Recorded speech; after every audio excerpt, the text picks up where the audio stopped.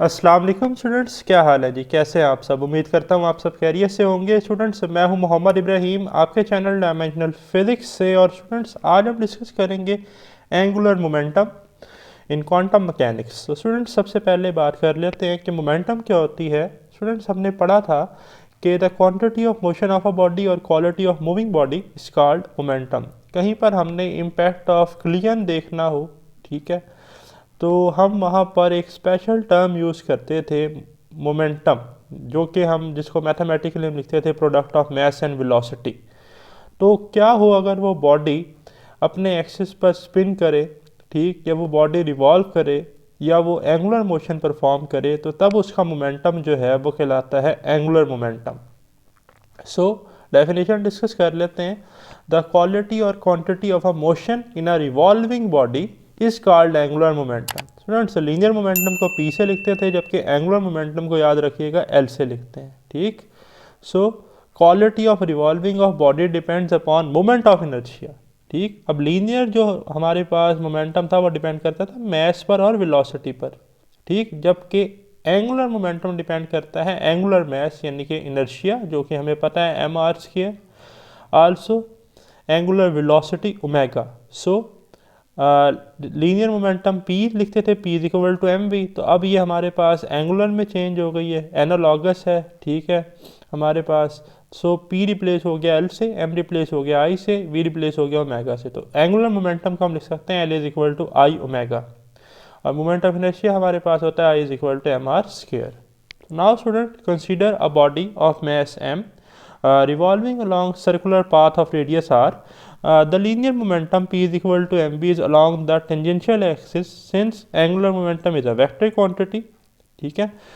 इस डायग्राम में आप देख भी सकते हैं, ये जो हमारे पास डायग्राम है स्पेशली, कि हमारे पास एक बॉडी है, ठीक है, जिसका मास m है, जो रिवॉल्व कर रही है, ठीक। और ये इसका जो रेडियस है सर्कल के सेंटर से वो r है, और इसकी जो वेलोसिटी है वो कितनी है v। तो इसका जो मोमेंटम होगा वो होगा p is equal to m we.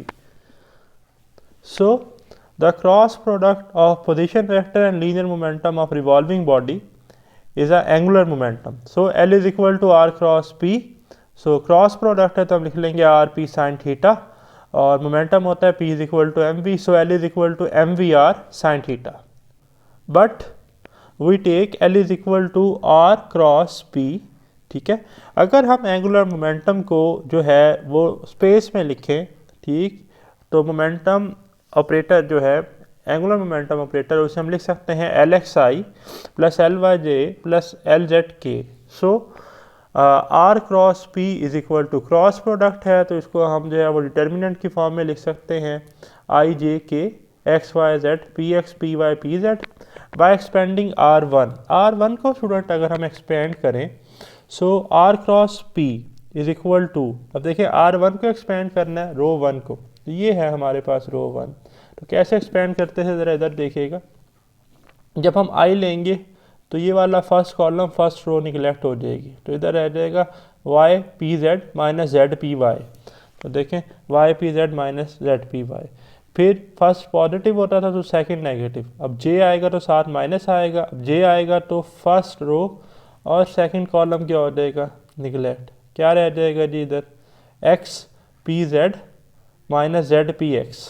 ये देखें x P z minus z P x. इसी तरह जब हम के को करेंगे स्टूडेंट, तो ये वाली रो ये वाला कॉलम निगलेक्ट, ये बनेगा x P Y minus Y P x. तो ये लिखा हुआ x P Y minus Y P x. अब इस और इस इक्वेशन में थोड़ा सा चेंज है, ये टर्म सेम है, ये टर्म सेम है, सिर्फ यहाँ क्या है, ये जो माइनस था इस माइनस को अंदर मल्टीप्लाई कर दिया तो ये बन गया प्लस, और ये इंटरचेंज हो गई, जो माइनस वाली टर्म थी वो पॉजिटिव बन गई और जो पॉजिटिव वाली थी वो माइनस बन गई, ठीक। अब हमने इस रिज़ल्ट को इस रिज़ल्ट के साथ कंपेयर करना है। आर क्रॉस पी एक्चुअली है क्या, एंगुलर मोमेंटम ही है ना, तो एंगुलर मोमेंटम का ही रिजल्ट है एल एक्स आई। तो अगर हम आइथ वाली टर्म को कंपेयर करें 1 और 2 की, तो एल एक्स किसके बराबर आएगा y p z minus z p y. ये हमने रिजल्ट लिख लिया, L x is equal to y p z minus z p y. Similarly अगर हम ये जे वाली टर्म और ये जे वाली टर्म कंपेयर करेंगे तो एल वाई हमारे पास आ जाएगा Z P X minus X P Z. ये लिखा हुआ L Y is equal to Z P X minus X P Z. Similarly L Z आ जाएगा X P Y minus Y P x.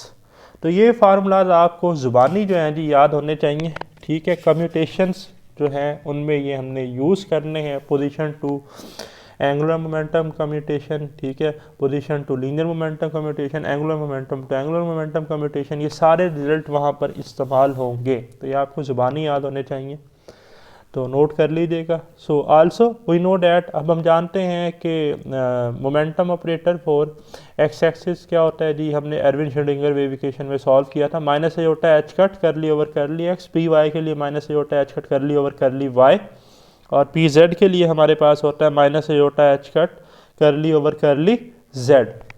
सो ये रिजल्ट्स जो हैं हम इन इक्वेशंस में पुट करेंगे, जो कि अभी हमने एंगुलर मोमेंटम के लिए बनाई, ठीक। ये जो इक्वेशन है, जब आप इसमें पुट करेंगे और रीअरेंज करेंगे तो एल एक्स आपके पास आएगा माइनस एयोटा एच कट वाई कर ली ओवर कर ली जेड माइनस जेड कर ली ओवर कर ली वाई। इसी तरह एल वाई का रिजल्ट आ जाएगा minus iota H cut Z कर ली over curly x minus x कर ली ओवर कर ली Z.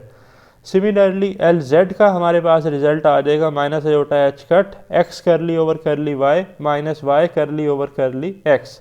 Since total angular momentum operator, जो टोटल एंगुलर मोमेंटम ऑपरेटर है, हम लिखते हैं L is equal to are cross P. So R cross, अब P जो है टोटल मोमेंटम ऑपरेटर वो होता है minus iota H cut delta, ठीक है। तो देखें ये बन जाएगा minus iota H cut R cross delta, ठीक। So the unit of angular momentum is, angular momentum का यूनिट क्या है जी हमारे पास, के जी मीटर स्क्वायर, ठीक है, पर सेकेंड, या आप इसे लिख सकते हैं जाउल सेकेंड, ठीक है। L is equal to I omega था ना, तो I moment of inertia M are square, mass का के जी, आर का मीटर, तो मीटर स्क्वायर तो के जी मीटर स्क्वायर, ठीक। और साथ था हमारे पास ओमेगा, तो ओमेगा रेडियन पर सेकंड होता है, radian unit less dimension less है, तो हमारे पास जो है पर सेकंड जो है वो जस्ट आ जाएगा। सो जाउल सेकंड, ओके जी। सो अब आपने एक बात याद रखनी है कि जनरल नॉलेज है वैसे तो, कि हमारे पास लीनियर मोशन में न्यूटन सेकंड लॉ होती है, F is equal to M A, और time rate change of linear momentum जो है वो किसके बराबर होता है, अप्लाइड फोर्स के। जबकि एंगुलर मोशन में न्यूटन सेकंड लॉ है torque is equal to I alpha, और time rate change of angular momentum torque के बराबर होता है। तो ये था जी हमारा आज का लेक्चर एंगुलर मोमेंटम से रिलेटेड, ठीक। जल्द हम डिस्कस करेंगे कम्यूटेशंस रिजल्ट को। अल्लाह हाफिज़।